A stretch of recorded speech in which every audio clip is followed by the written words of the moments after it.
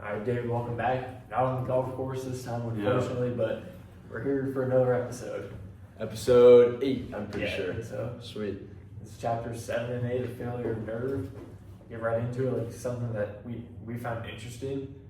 I don't know, this chapter, these kind of chapters are kind of directly related to our class discussions. Like, I don't know, a week ago or something with the triangles. I thought that was cool because I could kind of really put it into a different perspective. And especially in like the regards of, what was it? I lost my notes. But like leadership isn't always comfortable. Just pull it off the top of my head because I know that's what it was about. Yeah. And I just kind of like that. Like David gave us the example of this. Like if someone were to come to you talking about someone else with the problem they have, you're like, hey, would you be okay discussing this in front of them and just kind of bringing everyone together to help resolve those problems? And I think that kind of just helps create like better workplace culture. And I feel like that's really how like leaders can show their nerve in situations like that. I like that. Yeah, something that was really interesting to me was the concept of self-differentiation. Just the claim that leadership is like less about managing others and more about managing one's own like presence and clarity. Mm-hmm. So just branch yourself out from like the societal and like organizational norm of like what's expected, and like just find ways that you can uniquely adapt to an organization. Yeah. Yep. I think it definitely shows nerve to to adapt to. I know we were talking about it today. How was Blake very adaptable in every like situation. Yeah, he was saying that he was like a chameleon, and how he could find ways to like bring his personality into others and like trying to figure out like where they're coming from.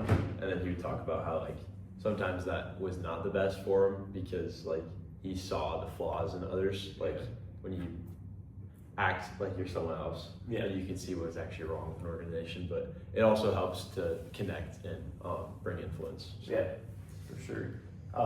I see these principles kind of relate to my own life. I don't know sports, but like, it's easy to like fall in a trap of like, if you're with someone talking about other teammates, whether it be like good or bad ways, hopefully it's good most of the time. That doesn't really relate to triangles, but maybe sometimes someone's not working as hard as they should be.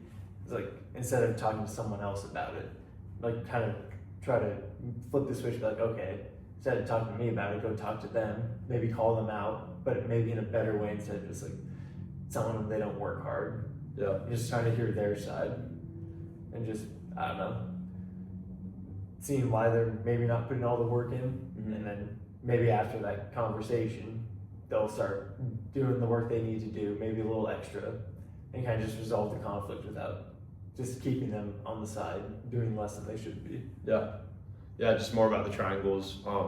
Like when someone is clear about their values and isn't pulled into the drama, it often stabilizes the entire situation. Yeah. So, like if the freshmen on the golf team like to like banter and like argue a lot like amongst each other just because they're trying to like kind of establish like dominance amongst the other freshmen, which is pretty funny. But sometimes they'll come to me and they'll be like, this guy said this about like I can't hit the ball as far as him or something. I'm like, all right, let's go talk to him. So then I'll make him. I kind of address conflict when it happens. So we have like a golf facility inside that we can use. So I'll just have him like rip drivers and see who can actually hit the ball as far. Step up to the sim. So it's not just all talk. Prove yourself. Yep. I guess this kind of also ties into like how real organizations use these principles. As if you're gonna let triangles happen, like I don't know, the foundation of your organization will probably crumble just because everyone's gonna start having things to say about other people. Yep. And if you don't have any way to like resolve that, like amongst a team or amongst different divisions in your organization, you're not really probably gonna get anything done. Yeah. I would say.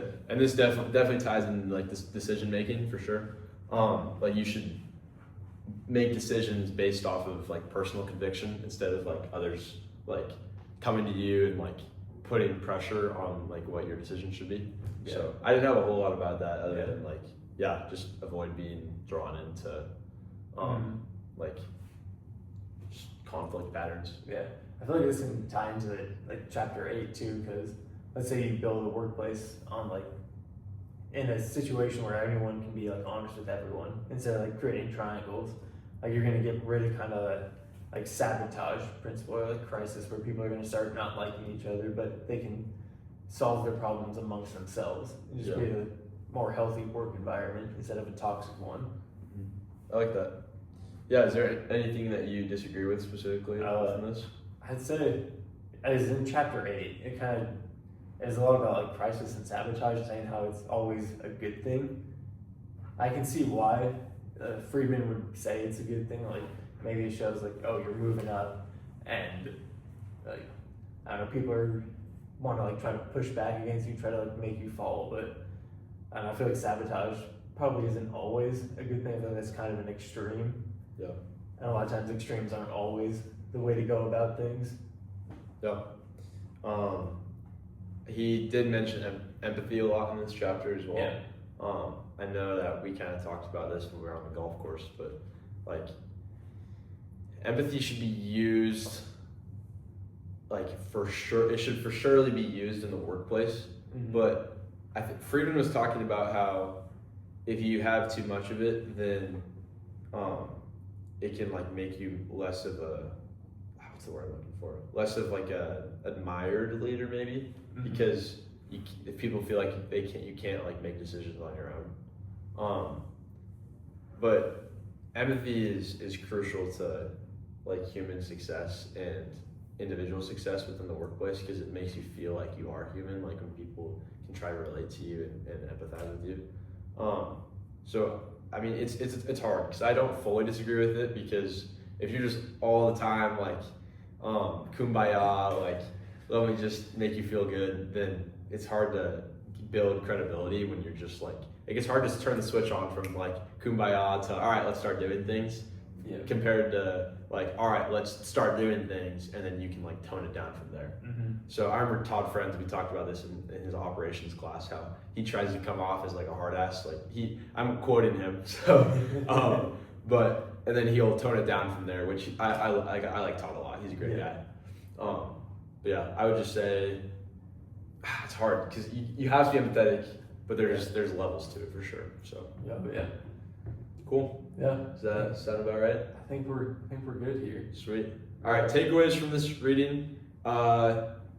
Self-differentiate, don't fall into triangles, and lead with empathy, but know like what level to how much empathy you should be showing in your organization. And I could add too, like, I don't know, bouncing off the sabotage thing, like it can be a good tool. Like it could show like the change you're trying to bring, but I don't know, I feel like it's not always like you can bring change without people wanting to push back and sabotage. Yeah. But be open to it, welcome it, and just kind of push through it. Yep. Cool. Thanks, David. Thank you. Hopefully we'll see you on the course in another episode. Yes.